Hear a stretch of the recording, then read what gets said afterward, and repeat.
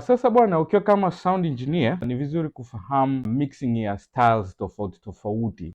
Kwa mfano mixing labda ya reggae ni tofauti na mixing ya seben. Let's say unafanya contemporary worship na hizi black American gospel, itakuwa ni tofauti. So leo tujaribu kufanya sound check ya drums katika mfumo wa contemporary worship. Tuende tukaone ni namna gani ya kufanya, na nitajaribu kupitia kuanzia kick, snare, toms, overheads, kuweka effects na kadhalika.